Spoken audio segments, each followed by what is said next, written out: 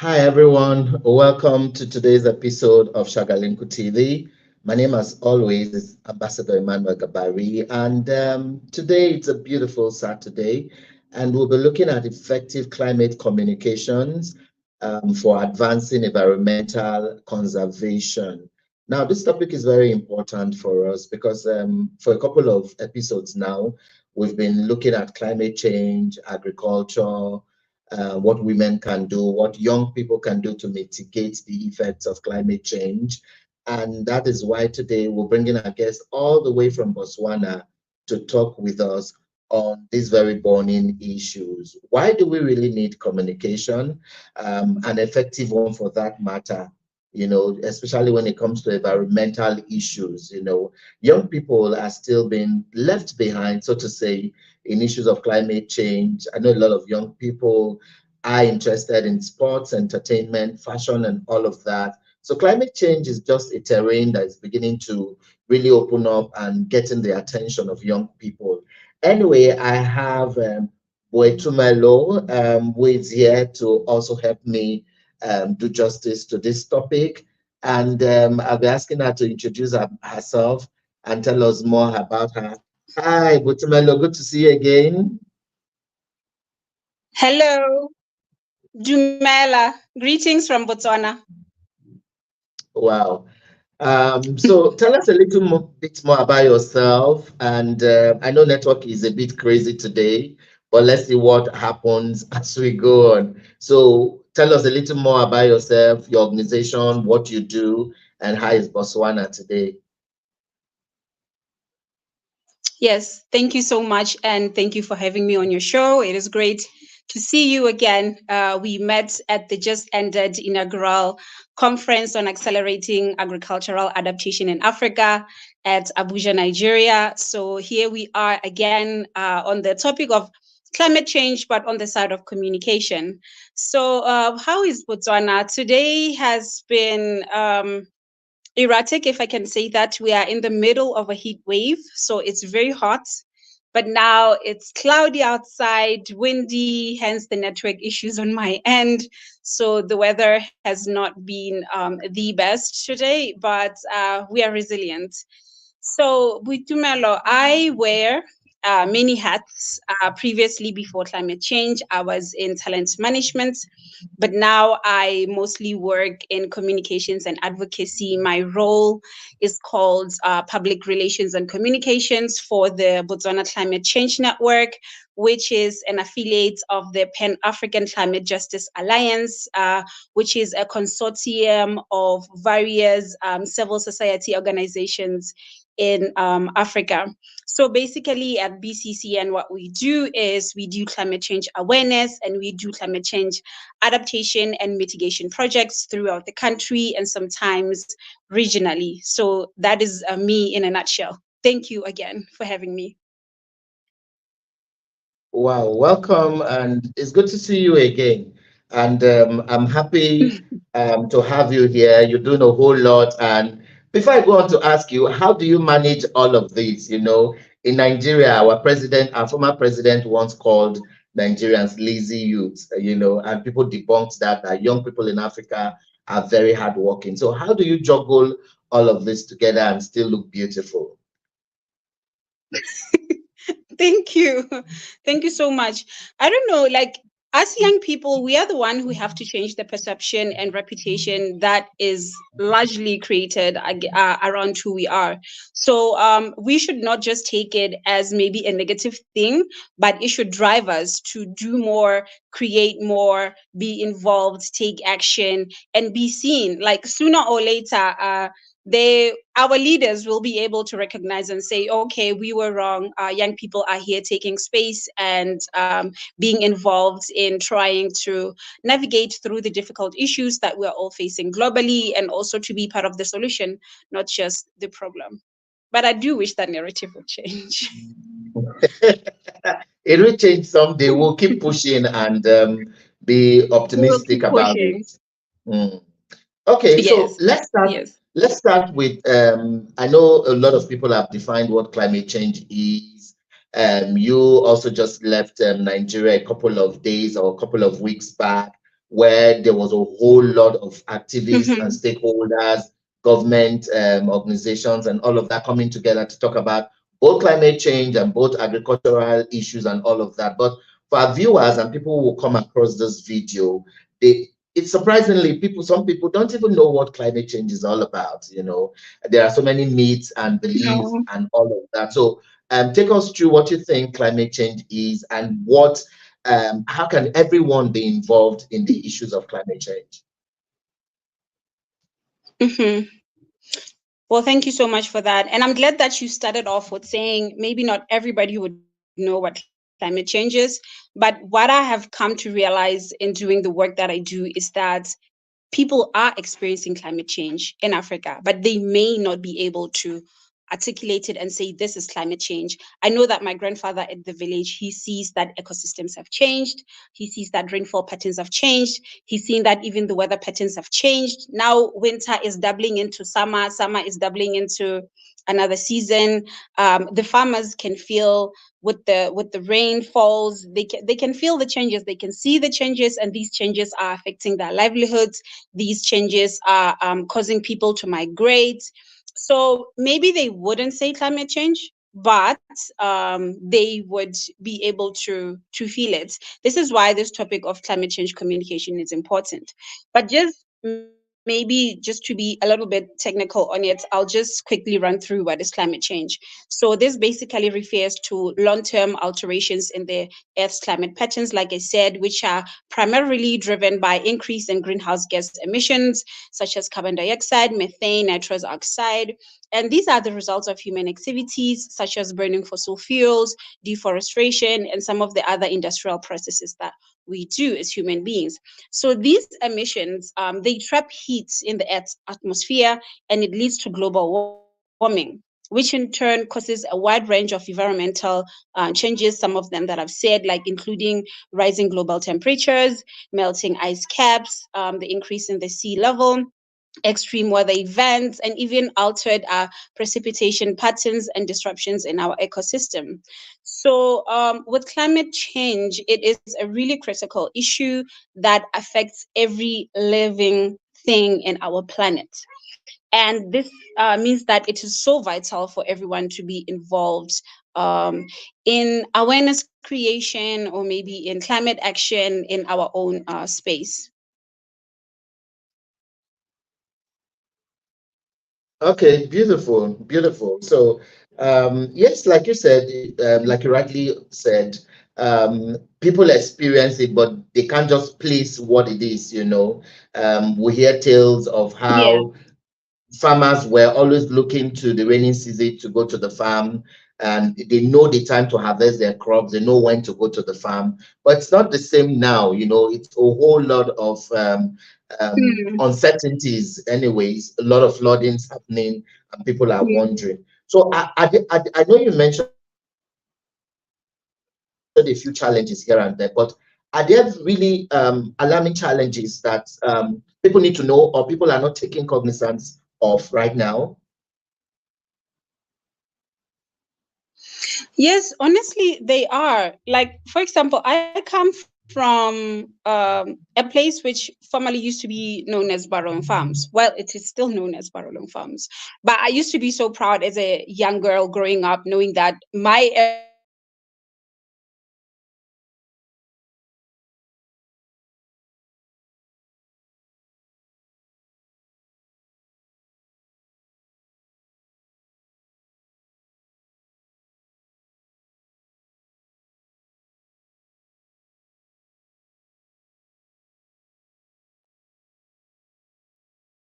Okay, are you there?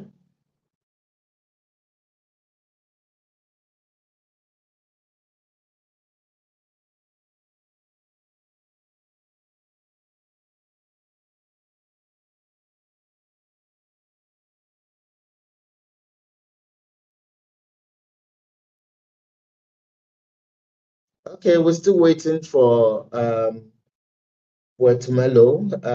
I guess our network just went off. So we're still looking at the issues of effective climate communication for advancing environmental conservation. As soon as she's able to reconnect with us, we'll have her here. The videos will still be on even after the broadcast, so you can watch it on YouTube, on Facebook, and it's on Shagalinku TV, all platforms, anyways, and you can watch that there. Okay, so while we wait for our guests to come on, we'll still be asking that if you have questions or comments, please do drop it in the comment section, and we'll ask our guests to respond to them. And if you have anything to also say about climate change and as it relates to the environmental conservation, please do drop your comments and let us know what you think about it all. Okay, we're still on here. And uh, the angle I really love to also look at is how young people can be engaged or involved in all of this. Because the truth is, climate change affects everyone, and the young people form the bigger force of the workforce, so to say, and the livelihood of any nation. So, I'd like to know how young people can contribute to mitigate some of these issues surrounding climate change and all of that.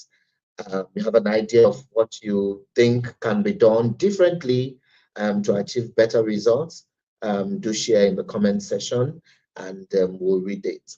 We're still waiting for our guest all the way from Botswana. She actually complained about her network previously, so we'll still just give her a little time.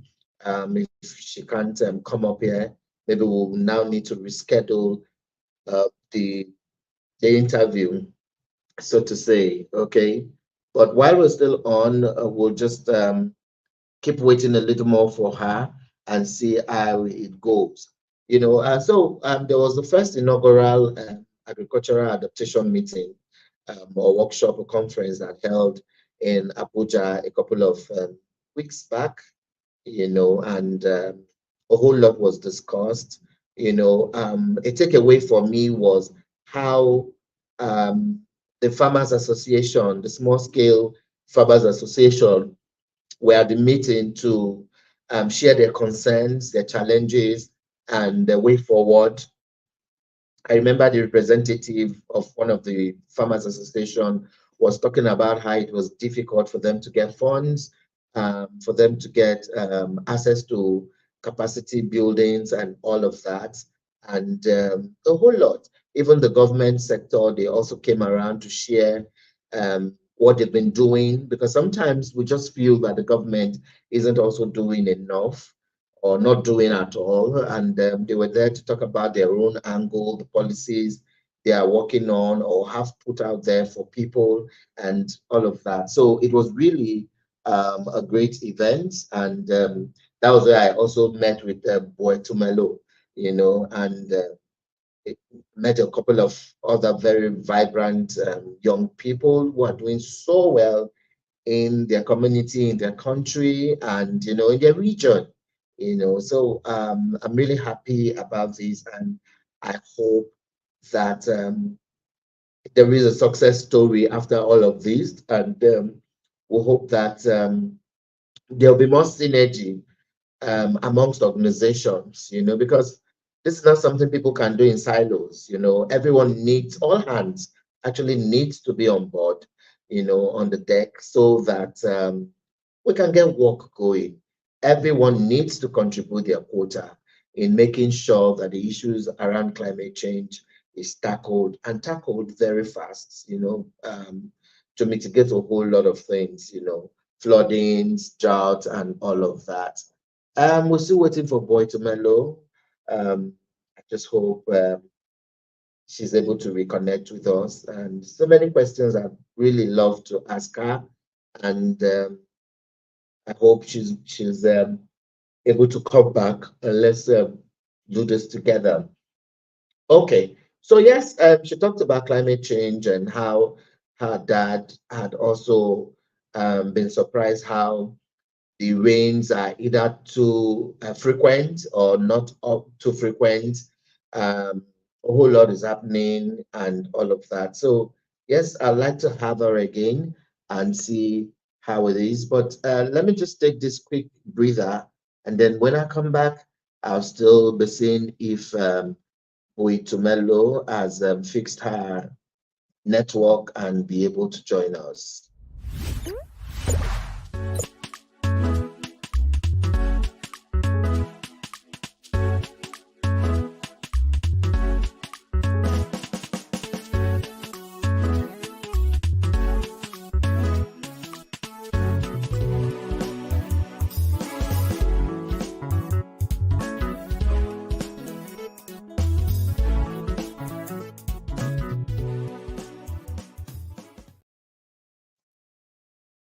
Okay, welcome back. It's the Shagalinko, the Saturday's episode. Um, Boitumelo got yanked off from the network, and I just hope she'll be able to come back. We'll just give her a few more minutes. If we don't get her, then we might reschedule. So just to also say that in line with our topic of discussion and our topic for today, um, effective climate communication for advancing environmental conservation. I think the government and policymakers really have a huge role to play in this whole scheme of things. I noticed that there is always a gap or a breach between the government and the citizen. So yeah, the citizen feel the government is not doing enough.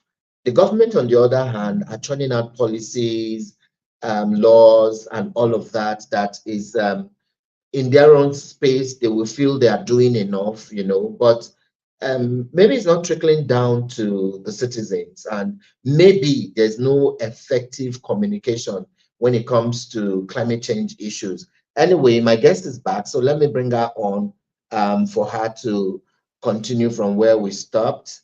Hi, Boy. Yes. Hello. I'm so happy that you created a disclaimer in the beginning that we have network issues at this side. So it has started raining, but let me just quickly go through what I have for your audience today.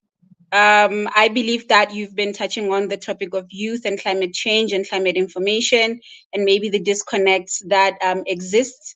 So I'm going to dive right into what is climate information. So climate change communication, it serves as a vital purpose for educating, informing, warning, persuading, mobilizing, and addressing this pressure, what can I say, pressing global issue, or which is climate crisis. However, it operates on a deeper level, like we have already established earlier, because it takes into the influences of who the people are, the individual, the diverse experiences that they have, the mental models which exist, cultural values, geographical information, and worldviews, and so on and so forth. So, traditionally, when it comes to communication, climate change, it has relied more of us coming and then transmitting the information and just hoping that it reaches the intended audience. But we have seen that this sort of linear approach, it remains it lacks the necessary complexities to engage today's diverse societies and for them to be able to receive the message the way it is intended to be received. So climate change information, it must adapt honestly to this dynamic systems, which involves individuals, organizations, the governments, institutions, which vary in knowledge, politics, and also culture. So, climate change, the way it is discussed, whether by us advocates or young people who are passionate about the issue, the scientists, the public, the government, it profoundly impacts how people perceive the issue and the solutions as well. So while many communications may effectively convey the risks and also the negative scenarios, which we see a lot happening in climate change information, they often fail to motivate action because they rely solely on reason, and they don't also take into consideration the factors that I've already established when it comes to individualism and different institutions that you're targeting. So effective communication, it must focus on mobilizing public support for action, one, and for solutions, two. So this means the stories about climate change, they should originate from everyday conversations with friends, with colleagues, with your family, and with other community members in your society. It is crucial that these narratives should avoid narratives of despair, of helplessness, of that some sort of disaster is inevitable. But instead, it should emphasize hope, it should be empathetic, and it should show possibility and human agency as well, and that we have the power to either stop or reverse the damage that is already happening. So, importantly, these stories must highlight the choices that individuals can do to shape the future. In essence, climate change communication, it must evolve to address complexities of human values, of behaviors, and to foster unique awareness and inspire action. Thank you so much for that.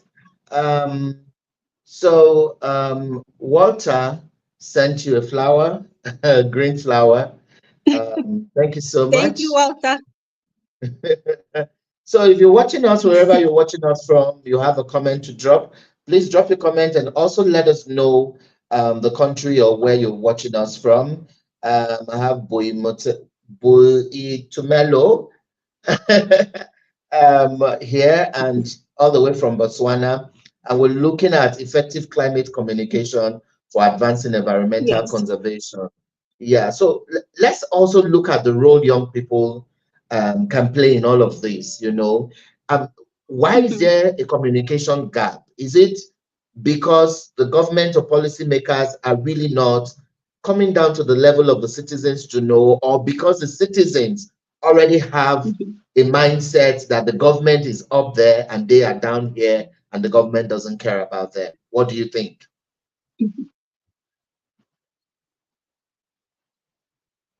Okay, I would like to answer your question in this way. I would like to incorporate all the stakeholders when addressing the challenges of climate change information.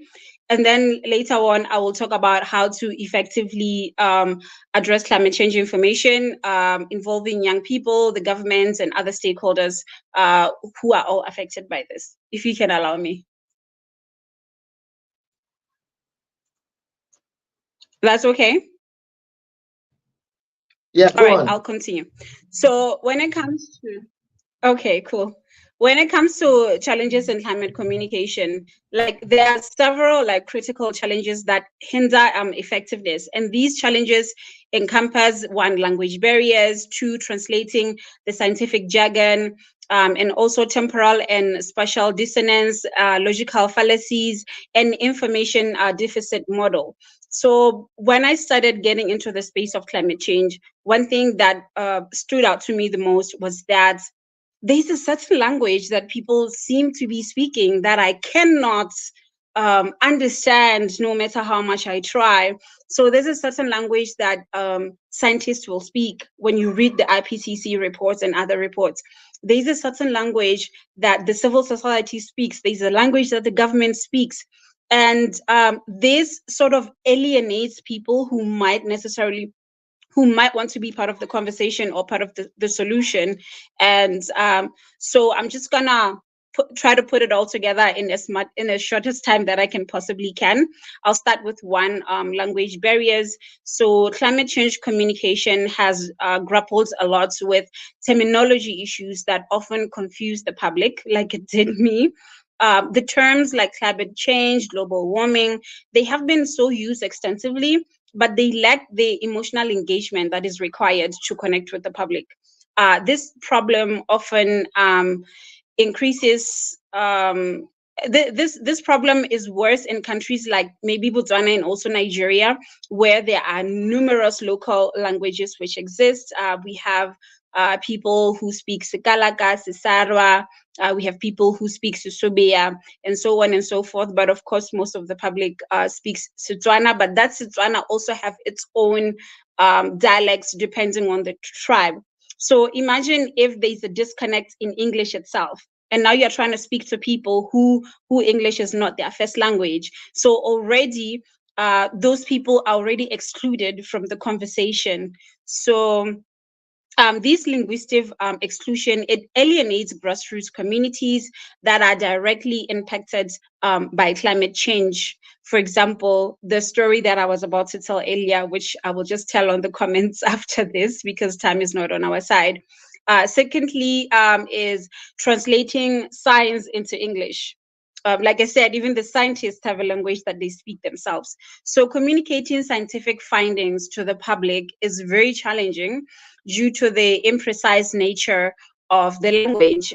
Many scientific terms, they take on different meanings in everyday language, leading to public confusion. So we need to bridge this gap. It's very important so that we can have accurate and accessible communication. Like, for example, in science, they'll talk about a theory, but to them, a theory is maybe something that is already tested. But when you say something like the theory of climate change to the public, they think that you're just talking about guesswork. They think that you're not talking about something that has already been tried, tested, something that has already been researched on, and there are some findings on it. So it looked as if like you are just coming with guesswork and you want people to take you seriously. So that's also the translating the science into the English part. The third is the temporal and spatial dissonance.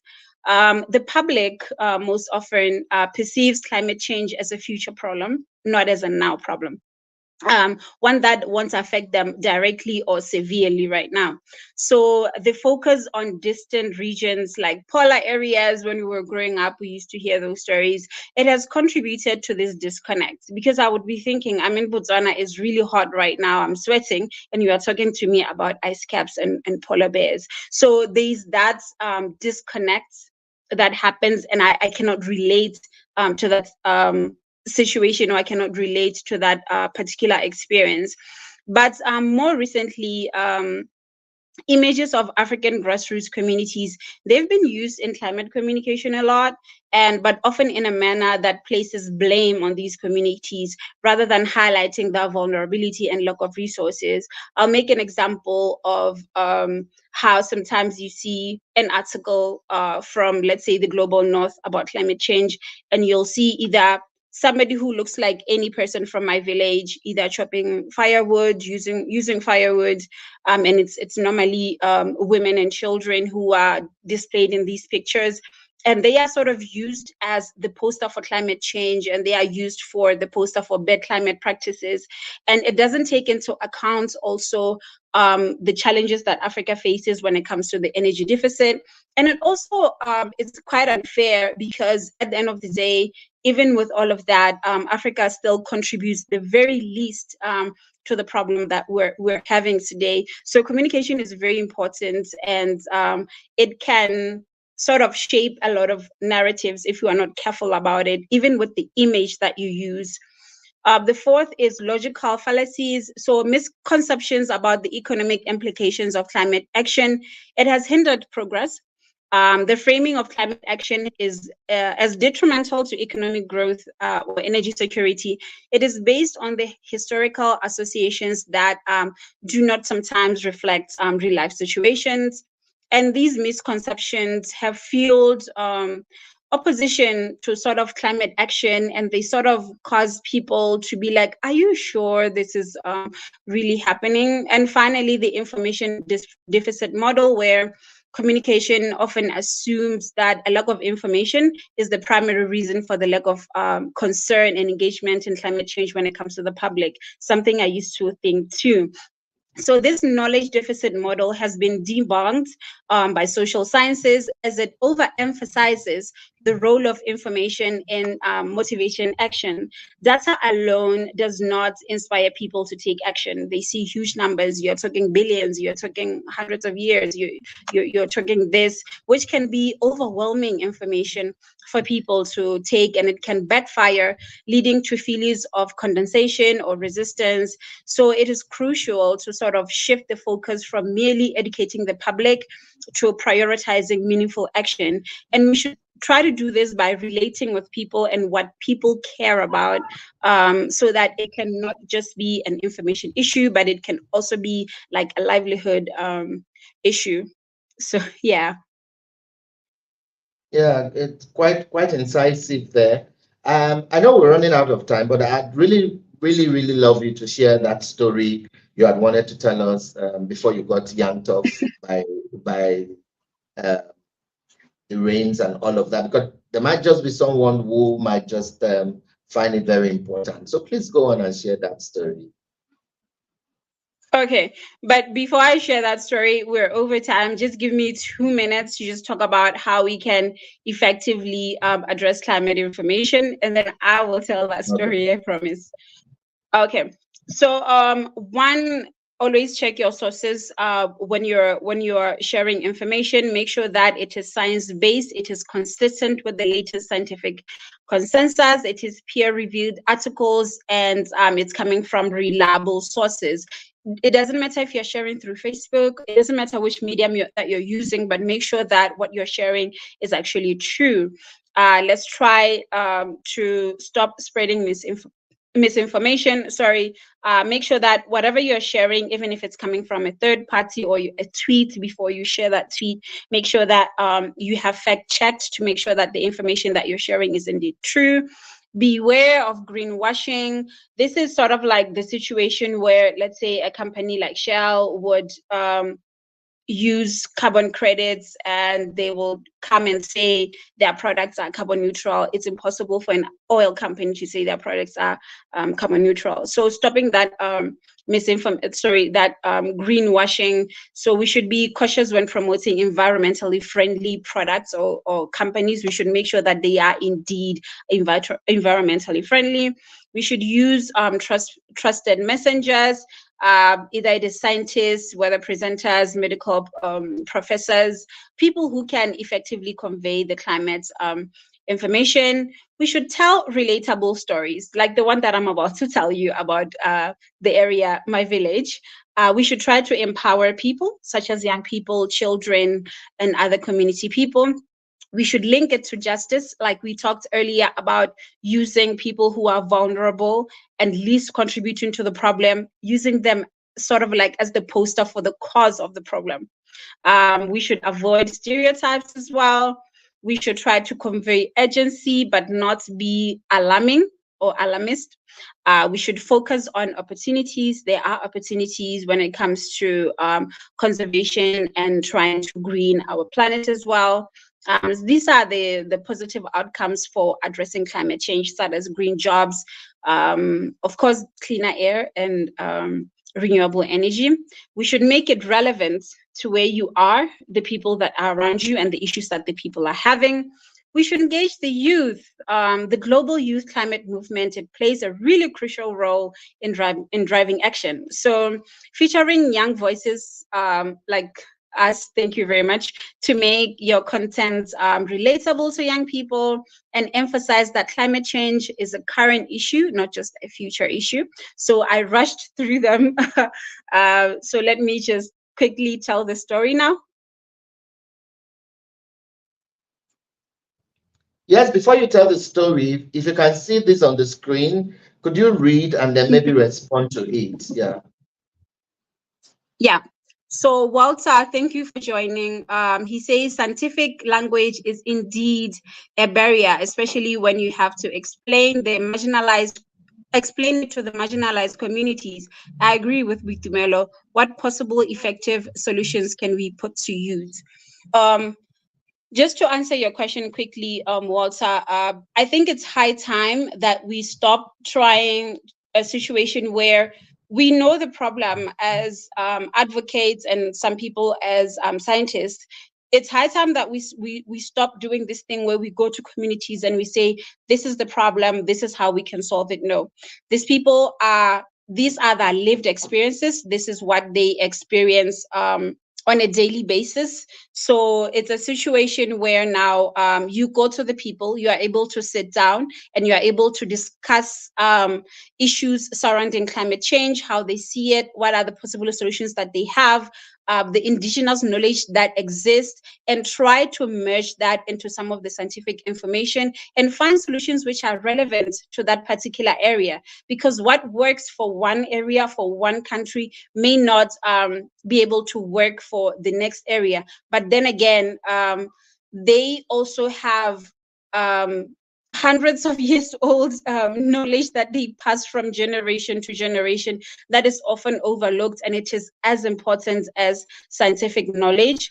But then again, I think it's high time that we try to either decrease the jargon that is used, or maybe it's high time that we try to translate text, some of the climate information to be translated into languages that can be able to be understood and more inclusive to people. That's what I think.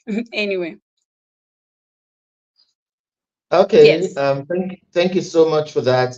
I guess Walter is satisfied. Walter, please tell us where you sent your message from. And for those of you who are still watching, the video will still be here after the streaming, so you can still watch, share with your friends, and keep in touch. We might still need to bring our guests back because of the network issues and talk about another angle of some of the things we didn't talk about. So back to the story before we wrap up.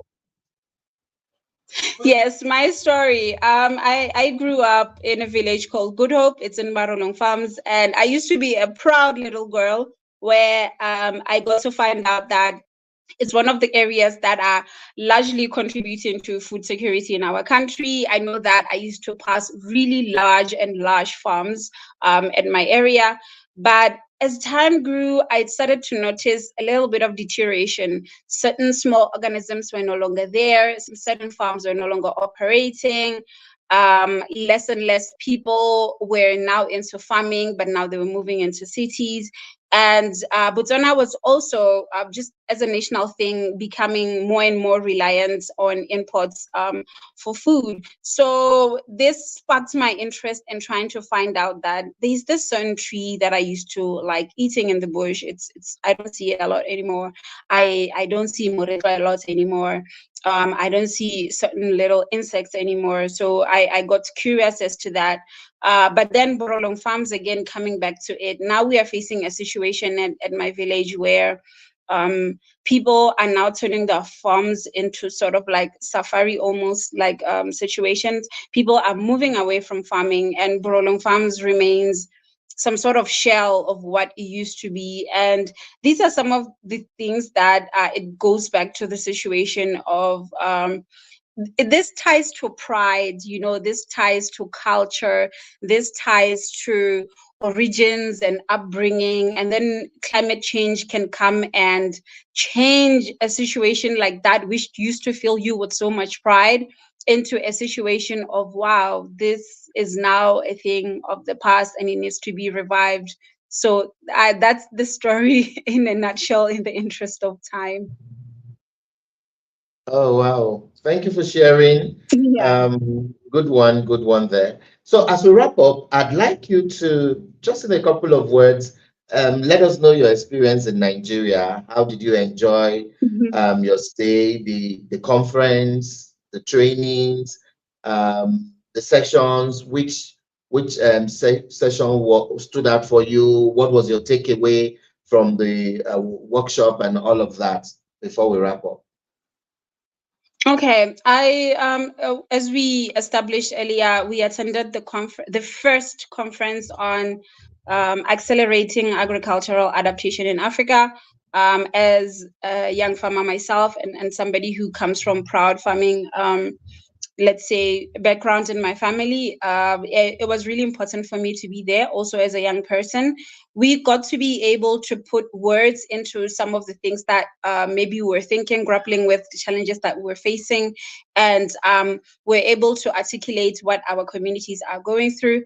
We were able to discuss issues of land tenure. We were able to discuss issues of human rights, of gender equality, of smart farming methods, agroecology, and we were able to sort of also emphasize the need to prioritize agricultural adaptation in Africa, as agriculture is the backbone of most of our livelihoods, our families, and communities when it comes to food security and economic activities.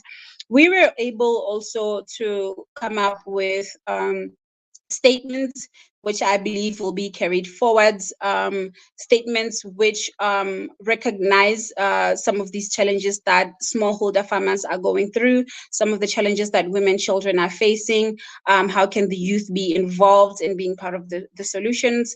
But I think it would be really great if we can be able to link the statement below so that people can be able to read it in more depth and be able to see how they can implement some of these things, or maybe to advocate for some of those things to be able to incorporate it in some of like our national plans, maybe our policies, or maybe some of the actions that need to be taken and deliberations that need to be had in our countries. So in a nutshell, that was what we were doing. But other than that, I loved Nigeria. I loved the food. I'm currently looking for a place to have jollof rice. I am looking for plantain. I'm looking for the food because it's yes, it was one of the best food experiences that I've had in many countries that I've been to. The people were warm. The people maintained really nice energy throughout. And I think I could live there. I honestly think I could live there. And I hope to come back again one day for not only work, but also to explore it Vacation. more and explore the culture and the food and other people. Okay. We'll take this last message. So if you see it, you can read and then respond, and then we'll wrap up with your final words. Yes, it's a message again from Walter. He is saying, how can we best use ESG concepts as a sort of communication, especially looking at the private companies and hold them accountable?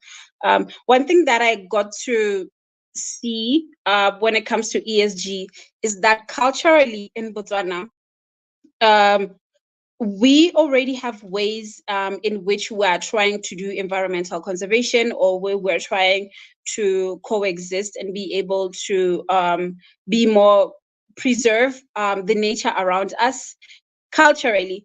But what I've come to see is that we should not try to adopt the ESG model as it is presented to us from a global space. I think we should go back to our roots and see how culturally or indigenous knowledge and local knowledge systems were implementing this, and sort of take that knowledge and then turn it into some sort of localized version of ESG, which can easily be able to be adopted into companies.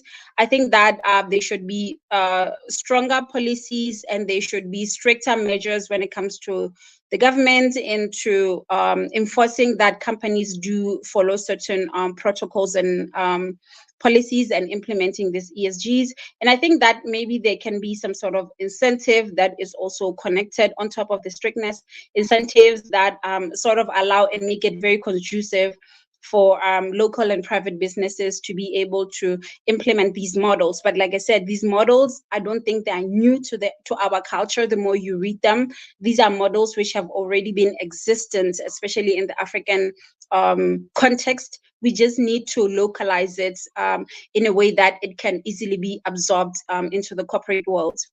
That's what I think. Yeah. Okay.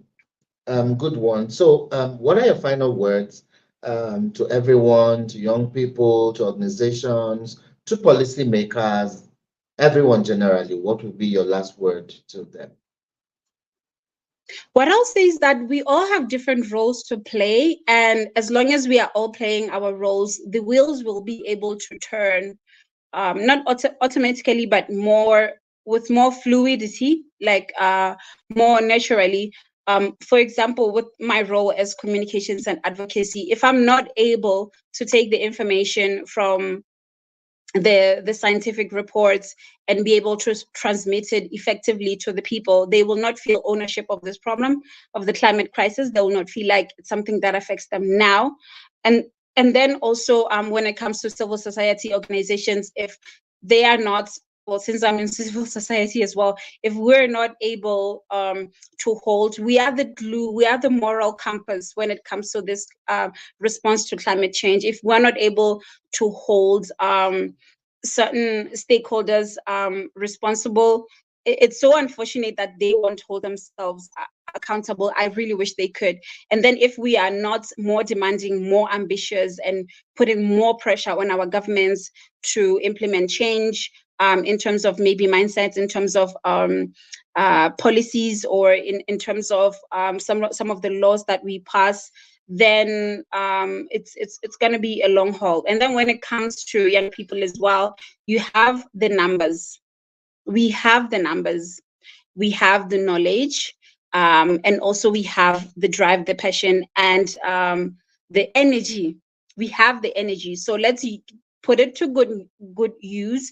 There are many opportunities which are involved when it comes to the green economy or energy transition. When it comes to circular economy, you name it, there are a lot of opportunities there that you can take place in. And I really urge everyone to play the part that they're able to play, even if you are not falling into any of these categories, but alone in your own home. You're able to talk to your friends, you're able to talk to your colleagues, you can talk to your family, you can talk to your children, you can change the way you do things in your home, even the use of plastic, and the way you dispose of waste, etc.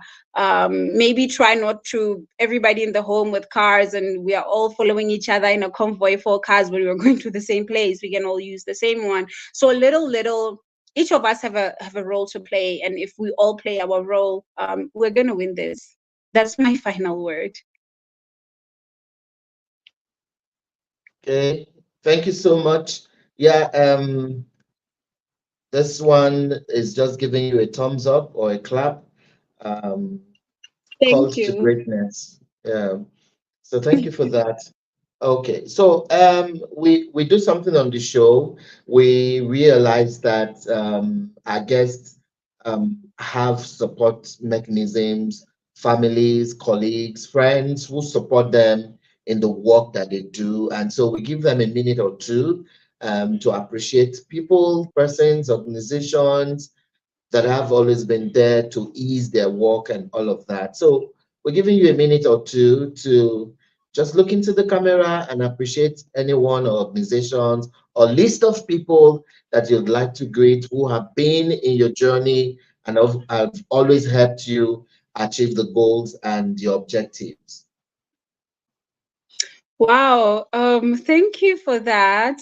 First, I would like to thank my family. Some of them are in the corner looking at me right now, just cheering me up.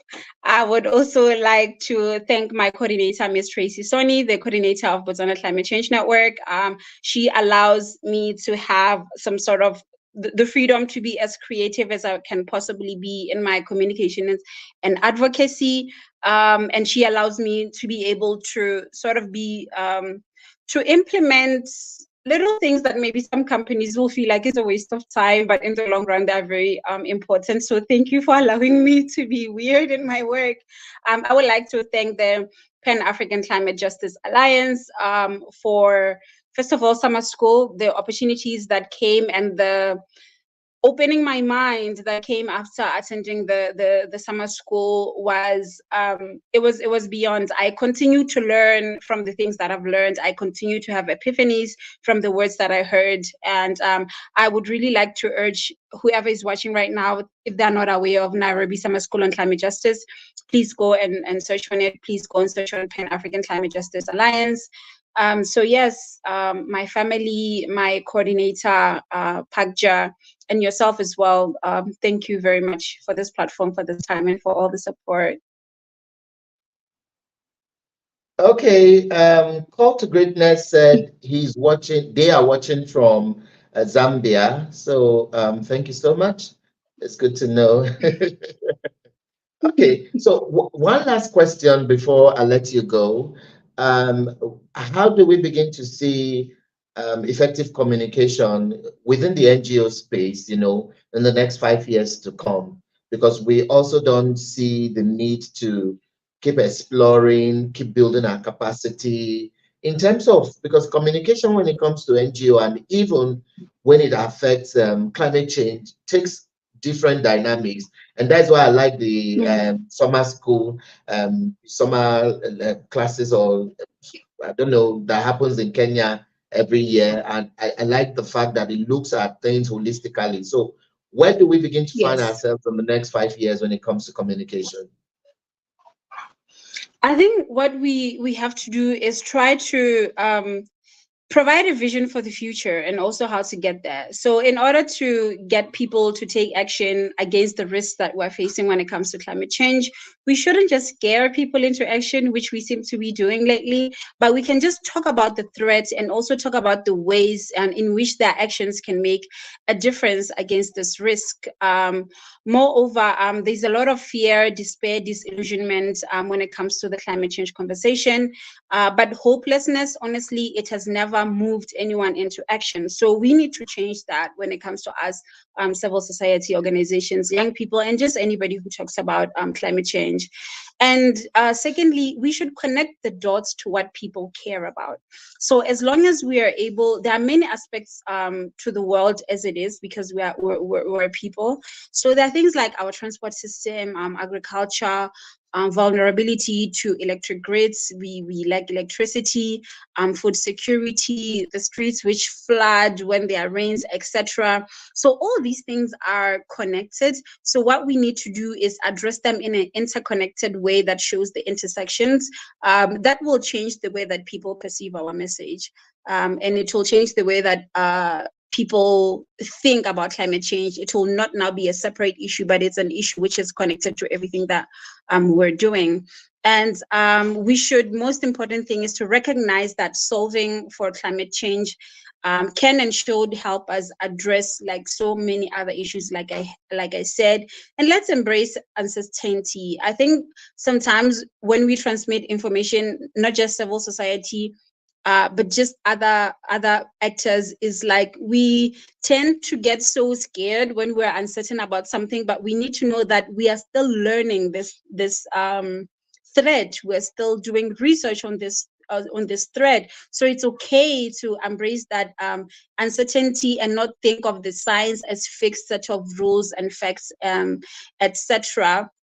And let's tell stories, please. Let's tell stories of our people. Let's tell stories of our farmers. Let's tell stories of the people who have been negatively affected by climate change. Stories in our own narrative. I feel like a lot of civil society organizations don't document. That's why I was so happy that my coordinator again allowed me to be able to use the power of storytelling. I put out blogs, I put out articles. Not all of them are always riddled with facts, but sometimes it's a story of somebody who has gone through some of these changes, and you are able to read and you're able to relate to it. And it's a person. It's not just like a huge number, 100,000. This happened. No, it's somebody with a name and a face and a geographical location, and it's your brother, your sister, your mother. So that type of storytelling is also very important. And let me quickly just plug myself. I am currently compiling a book. I've been compiling it for about a year now.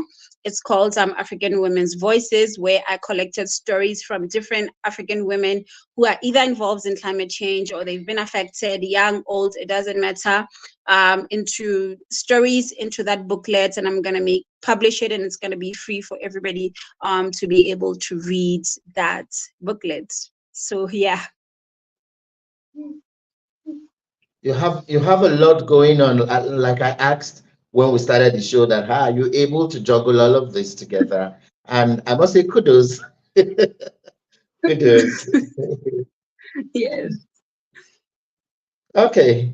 I want to thank everyone who's joined us today. I really must thank our guest, Boitumelo, all the way from Botswana, who joined us today. We were looking at effective climate communication for advancing environmental conservation. I hope to bring her soon for us to look at other issues around different other things, maybe women and issues or matters arising. So we could really explore how, looking from the lens of the women and young girls, what are really the issues when it comes to climate change and information. When there are floodings, when there are droughts, how do young girls assess commodities? How do women take care of their menstrual hygiene and all of that?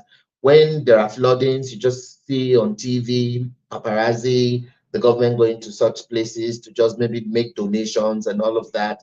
People are really not paying attention that how are the women and young girls coping, how they getting water to even take their baths and all of that.